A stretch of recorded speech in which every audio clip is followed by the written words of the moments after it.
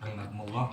Pertama-tama mari kita panjatkan puja dan syukur kita kehadirat Allah yang telah melimpahkan rahmat, nikmat, taufik, hidayah dan inayahnya kepada kita semua hingga alhamdulillah sampai pada akhir tahun ini. Ini akhir tahun ya, tahun Islam ya. Alhamdulillah sampai pada akhir tahun ini kita masih bisa hidup di Pontianak ini dalam keadaan Islam dan iman. Semoga Allah selalu manjangkan umur kita semua untuk digunakan beribadah kepadanya, amin ya rabbal alamin. Salawat serta salam kita haturkan kepada junjungan kita Nabi Muhammad SAW. Alhamdulillah udah kurang lebih 2 tahun ya kita tidak ketemu, yang mana Masya Allah biasanya tiap bulan ada pengajian ya, sampai saya berapa kali nanya Wandi, nanya Pak Dharma ya, saking rindu ketemu kawan-kawan semua nih ya. Kenapa kita sebulan penuh cari duit, urusan dunia terus, tapi kita lupa untuk ngisi hati kita ya. Urusan dunia 29 hari, hanya 1 hari untuk urusan akhirat kita, yaitu untuk ngisi hati kita. Kenapa bagus di JNE ini? Ada baca Yasin, paling sedikit kita tak pernah baca tiap hari, sebulan sekali kita baca Yasin kan? Udah pahala. 1 huruf Quran itu 1 huruf. Yasin 1 huruf 10. Yasin berarti 20. Itu kalau selain bulan puasa. Kalau dibaca di bulan puasa 1 huruf 100. Jadi Yasin 200. Paling sedikit kita tak pernah baca, sebulan sekali baca Yasin. Nah, hitung lah. Nah, berapa pahala kita tadi itu hitung? Bisa rotak, bisa rosak. Kalau kalkulator hitung bisa rosak. Banyak apa tuh pahalanya? Jadi kita paling sedikit sebulan sekali baca Al-Quran, Yasin. Paling sedikit juga kita untuk ngisi hati kita, untuk mengingatkan kita ini sama-sama belajar. Saya belajar, saudara kawan-kawan semua belajar, saling mengingatkan ya. Alhamdulillah udah semenjak beberapa bulan ini corona udah agak mengurangi ya. Bahkan saya udah 2 kali umroh kemarin. Sebelum Ramadan saya berangkat dan Lebaran dapat 4 hari berangkat lagi. Alhamdulillah itu udah di Mekah tak wajib pakai masker, tak jaga jarak, tak ada prokes. Bahkan di TV Mekah dilarang menyiarkan berita-berita COVID, tak boleh. Tak boleh. Kalau kita masih ada yang sakit sekian, di Mekah tak boleh. Enggak ada. Ya Alhamdulillah. Insyaallah saya berangkat lagi 20 Agustus. Ada yang mau ikut? 20 Agustus 16 hari 34 juta. Nanti 16 hari. Nanti nyampe rumah istirahat sekitar 6 hari. 12 September dia berangkat lagi. Agak murah 28 juta. Insya Allah mulai Oktober atau November nanti travel saya ini turun mungkin bisa 23 juta. Lihat situasi corona nih ya. Kalau corona tak beranak aja insya Allah tambah turun. Bukan apa, corona ini kan mulai udah beranak-beranak ya. Sekarang udah mulai keluar emaknya, disebut Omikron, emak. Setelah itu bapaknya Abikron, terakhir Popkron. Insya Allah habis itu. Baik, karena kita malam ini kawan-kawan semuanya kita masuk malam pas adzan maghrib ya. Bedanya tahun baru Islam dengan tahun baru Masehi. Kenapa disebut tahun baru Islam? Kalau ada tahun baru Islam berarti ada tahun baru bukan Islam. Berarti Masehi ya. Masehi itu bukan tahun baru Islam. Tahun baru Islam dia nanti malam nih. Kalau tahun baru Masehi dihitung jam 12. Jam 12 lewat 1 detik berarti masuk tahun baru. Sedangkan tahun baru Islam dihitung dengan azan maghrib. Nanti azan maghrib berarti itu masuk tahun baru Islam.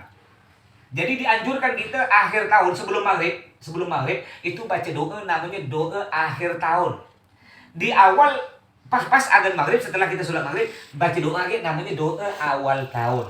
Kenapa kita dianjurkan untuk baca doa akhir tahun awal tahun? Agar rapot kita, ini rapot nanti malam nih. Pas azan maghrib rapot kita selama setahun amal kita dibawa kepada Allah. Banyak tak lampu merah, nilai merah nih. Nilai merah apa nilai hitam? Jadi kenapa kita dianjurkan baca doa akhir tahun? Biar penutup dari rapor kita itu bagus, yaitu baca doa. Ditutup oleh malaikat, oh akhir tuh rapor dia rupanya baca doa. Terus kenapa kita dianjurkan habis sholat maghrib? Habis azan maghrib kita baca doa awal tahun? Biar pembukaan rapor baru kita ditulis dengan malaikat. Rapor baru dibuka dengan baca doa. Doanya ada doa khusus. Boleh di Google ada, tinggal di download aja nanti ya. Jangan lupa sebelum maghrib, santai-santai, enggak harus kita baca doa tuh, tak harus ngadap kiblat, tak harus punya wudu, tak harus ada di musola, tak ada. Biarpun kita mungkin bagian ada yang sopir, ada yang di kantor, ada bagian packing, ya baca ya. Enggak punya wudu, enggak tidur-tiduran boleh baca doa. Apa kata Allah? Ya, uzkurullah qiyaman wa qu'udan wa 'ala junubikum. Berzikir pada Allah, baca doa, baca Al-Quran, baca apa saja, berzikir kepada Allah, kiaman berdiri, wa qu'udan duduk, wa 'ala junubikum, tidur-tiduran boleh. Ya, jadi doa harus kita formal. Cuma lebih afdal, lebih bagus kalau baca doanya punya wudu, ngadap kiblat, pakai itu lebih bagus kalau kita bisa. Jadi malam ini kita masuk malam ya tahun baru. Maka disebut tahun baru Islam. Cuma sayang sekali, jarang sekali umat Islam yang merayakan tahun baru. Jarang. Bahkan banyak umat Islam tak tahu. Tetangga saya lah.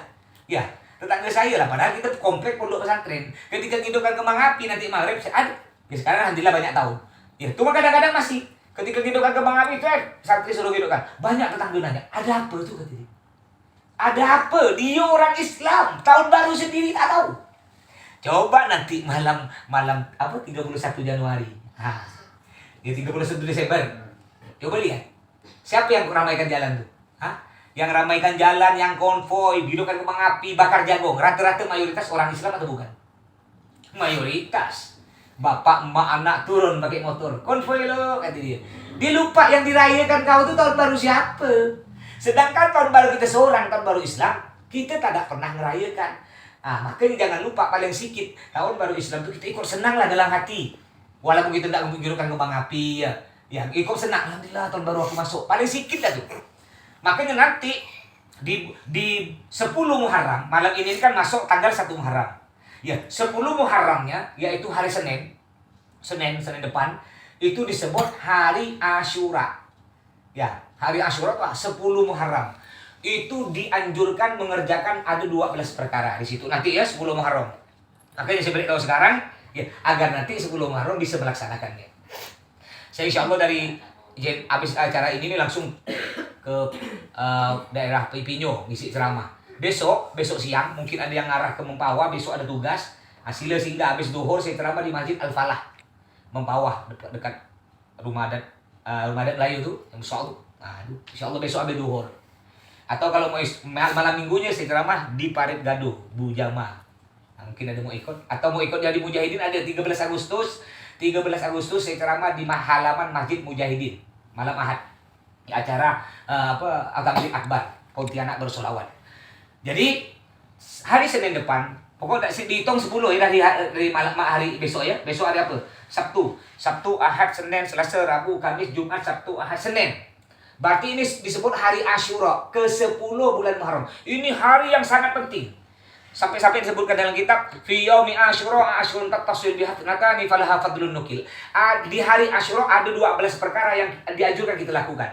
Yang pertama apa? Sum sholli sil. Ya, sum sholli sil. Sum sholli sil zur aliman ut waqtahil. Ra'sal yatim sah tasaddaq waqtasil. Jadi yang pertama puasa, sunnah tanggal 10 Muharram itu puasa. Namanya puasa Asyura. Pahalanya sama puasa 1 hari, pahalanya sama dengan puasa 1 tahun. Bayangkan, 1 hari ya kita puasa, pahalanya sama dengan 1 tahun. Tak mungkin gitu. Kira-kira kau enggak puasa setahun. Saya dulu ketika di pondok biasa. Budak-budak pondok ini biasa puasa, namanya puasa Daud. Puasa Nabi Daud itu 1 hari puasa, besok tak ada. Besok puasa, besok tak ada. Biasa santri itu dilakukan tuh. Atau Senin Kamis atau puasa Daud. Ada lagi yang lebih ekstrim. Namanya Shaumud Dahar. Shaumud Dahar ini puasa sepanjang tahun, tak ada batal kecuali hari yang diharamkan. Kayak Lebaran itu tak boleh mengharam, Idul Fitri, Idul Adha tak boleh. Jadi yang pertama sunnah puasa nanti hari Senin ya, 10 Muharram. Sholli, disunahkan sholat. Ada sholatnya, sholat sunnah Muharram. Sil, yang ketiga silaturahmi. Ya sunnah silaturahmi, main deh, walaupun tak harus ke rumah. Mungkin ini beliau kantornya sini, main ke sebelah kantor kawan dengan niat silaturahmi, atau main ke siapa ketuanya sekarang? Pak Ion. Ya, tapi silaturahmi yang lupa lah bawa apa, bawa pisang ke sebetulnya. Ya, sholli sil, sunnah silaturahmi. Sholli sil. Gimana tadi? Zur aliman. Ya, sunnah juga zur aliman, berkunjung ke ulama. Siapa di kampung kita ada Pak Ustadz, kita pergi ke rumah. Berkunjung, ini sunnah yang diajarkan oleh Nabi. Tak harus pergi ke saya atau ke di kampung kita, di gang kita. Biasanya kan tiap gang tuh ada. Kata orang-orang tua-tua tuh kadang-kadang dipimpin tahlil kan ada tuh kan. Pergi. Coba jangan lupa. Yang kelima apa? Tasaddaq, sedekah lah. Sambil pergi rumah beliau, Pak Ustadz tuh bawa apa di rumah kita kan. Biasa kalau robo biasa orang Bugis tuh depan rumah saya kan pas kebetulan tangga saya ini ada 3 rumah orang Bugis. Tapi kalau robo suka saya tuh satu nampan satu talam tuh isi pulut kuning, ayam bakar. Nanti ada upload tuh. Di atas upload ada tulisan daing ano, kacang ano. Ketika dibuka 300, mantap nih. 3 rumah jadilah kan. Ya. Bawa biasa orang mereka bawa pencari Pak Ustadz gitu ya. Ini sunnah. Terus selanjutnya tasaddaq, disunahkan sedekah. Waqtasil, hari Asyura disunahkan mandi. Jadi bagian yang kepet-kepet tak pernah mandi, diharapkan hari Asyura nanti mandi. Bukan budak pang-pang tuh pang. Saya punya santri dulu, dia mantan pang. Tobat, akhirnya jadi santri. Jadi dicerita rupanya di pang nih, baru saya tahu. Di pang nih yang paling busuk, dia paling dihormat. Yang paling tak mandi bertahun-tahun, itu paling biar jadi ketua. Jadi paling busuk, tak pernah mandi, tak pernah gosok gigi, tak pernah pakai sampo, itu jadi ketua. Paling busuk. Baru saya tahu. Iya. Berarti kalau di sini kayak tak bisa jadi ketua pang ini ya. Ganteng-ganteng kecuali ini. Ada yang tak mandi nih ya. Jadi tasil mandi. Terus ra'sal yati tasaddaq wa tasil. Ra'sal yatim imsah tasaddaq wa tasil. Disunahkan juga ra'sal yatim, memegang kepala anak yatim, mengusap. Ini anak yatim dari Singkawang. Ini abahnya udah meninggal, umminya stroke udah 4 tahun. Jadi selama mondok tak ada balik jadi lebaran di rumah karena balik paling ke rumah sebentar, salaman balik lagi ke pondok. Ini Sarip. Namanya Sarip Bagir bin Abdurrahman As-Segaf. Cucu, ini masih keturunan Nabi ya. Sarip, itu keturunan Nabi. Nah, muka yang lain. Arab maklum. Jauh kan? Nah, ini pun Hasan. Ini Sarip nih. Sarip. Ah, ini bukan Sarip nih. Ah, ini yatim piatu nih. Ah, ini dari Segedong. Ini orang Bugis nih. Dari ini kita ini semua multi etnis aja. Ini Melayu, ini Bugis, Segedong. Bapak emak udah tak ada dah. Habis gini. Udah saya ambil anak nih. Udah saya ambil. Kau seumur hidup dia sama aku. Rumah tak punya. Bapak emak tak ada, rumah tak punya. Diambil saya. Nanti kawin saya ngawinkan. Udah kawin urusan dia nak kemana. Nah, ini Dayak nih. Mu'alaf. Dayak Mu'alaf dari Noyan. Songgau. Itu Sarip. Dicampur. Jadi kita semua suku ada. Semua kabupaten saat ini kita ada. Mulai dari Sambas, Ketapang, Belawi, Sintang. Ya, semuanya ada. Alhamdulillah ada. 600 santri yang inap ya, alhamdulillah. Saya terima kasih kepada kawan-kawan JNE tiap bulan berasnya. Udah 10 tahun ya. Alhamdulillah sampai sekarang 100 kilo tuh. Masya Allah. Nah, inilah untuk mereka nih. Alhamdulillah. Jadi disunahkan ra'sal yatim. Pegang kepala anak yatim. Imsah begini. Bahkan ada riwayat menyebutkan barang siapa tanggal 10 nanti Asyura memegang kepala anak yatim sambil pegang dengan sayang, itu akan diampuni dosanya sebanyak rambut nih. Tapi jangan cuma dipegang-pegang.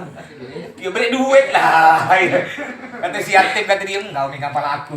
Sedang kalau rambut dia anak, kalau pegang kepala, pegang bisa bodoh kan.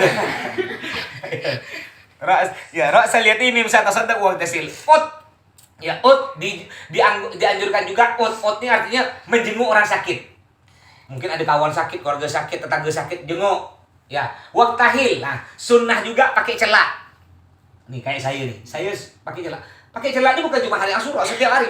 Nabi Muhammad senang pakai celak. Bahkan kata Nabi Muhammad ada hadis yang mengatakan barang siapa pakai celak, matanya akan insya Allah aman dari buta. Celak. Itu yang pertama pakai celak. Yang kedua, kalau ingin aman dari buta juga ini namanya siwak. Ini ada 70 faedah pakai siwak.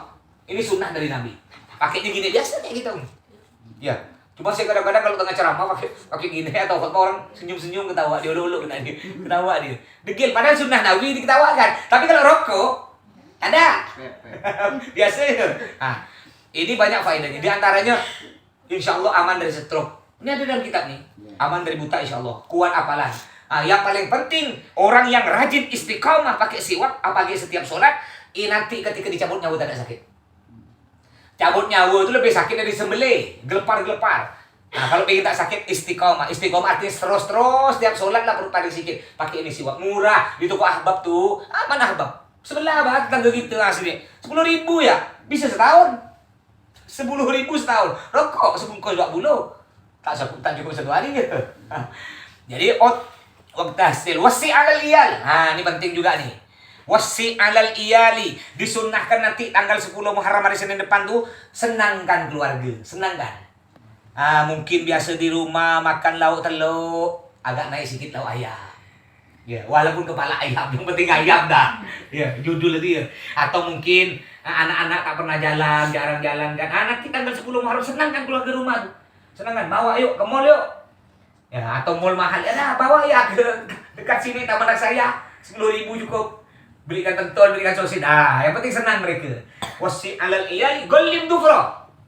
Sunnah juga nanti hari Senin ini 10 Muharram tuh gollim dufro, potong kuku. Potong kuku ada caranya, diajarkan oleh Imam Ghazali dalam kitab Ihya Ulumuddin. Cara potong kuku pertama dimulai dari sebelah kanan jari telunjuk. Kenapa jari telunjuk? Karena jari paling mulia jari telunjuk dipakai ketika tasyahud at-tahiyatul itu. Asyhadu an la ilaha illallah. Makanya mulai potong kuku sebelah kanan di jari telunjuk. Jalan ke kanan. Jari telunjuk, jari tengah, jari manis, jari kelingking kiri, terus terakhir jempol kanan. Ini kalau tangan. Kalau kiri, kaki dimulai dari mana? Karena kaki nggak ada yang paling mulia, semua jari sama, dimulai dari kiri ke kanan. Kelingking kaki kiri terus jalan sampai terakhir kelingking kanan. Itu. Terus sunnahnya lagi apa kuku tersebut? Kuku jangan dibuang. Disebutkan dalam kitab An-Nawadir, kukunya dibungkus, simpan, tanam dalam tanah. Tanam dalam tanah. Disebutkan dalam itu, insya Allah narik rezeki. Nah, ini banyak kita tak tahu. Kita besok potong kuku asal-asalan. Ya, disunnahkan potong kuku itu antara Senin, Kamis, Jumat. Ya, jangan potong hari Rabu. Apa kata Nabi? Kalau dalam kitab kalau disebutkan kalau potong hari Rabu terjadi sesuatu pada diri Anda, fala yurumanna illa nafsah. Jangan kau marah kecuali kau omel diri kau sendiri. Ngapa kau potong hari Rabu? Ya. Ini kecuali potong hari Rabu kalau kepepet, contoh kuku kita pecah kan, kadang-kadang pecah kan, sakit, tak apa itu kepepet lain. Kalau tidak kepepet usahakan tunggu besok hari Kamis, sabarlah 1 hari. Ya. Terus gollim dufra wa surat al-ikhlas ikut al-fantasil. Ini berat nih. Yang terakhir yang 12 nih, baca surah al-ikhlas ya 1000 kali. Ngerti 10 hari. Berat. Bismillahirrahmanirrahim. Allahu samad lam yalid wa lam yulad wa lam yakul lahu kufuwan 1000. Kalau itu mungkin dah. Nah, walaupun kita tidak bisa 1000 paling sedikit 10 lah bacalah. Yang penting ada baca lah ya. Nah, tahu surah al-ikhlas kan? Kulhu. Kalau tidak tahu kulhu, bacakan kulhu. Inilah kalau tak hafal kulhu kan ya. Mati dah berarti. Parah nih. Nah, jadi itulah sunnah-sunnah yang dianjurkan kita untuk melakukan nanti di tanggal 10 Muharram yaitu hari Senin insyaallah.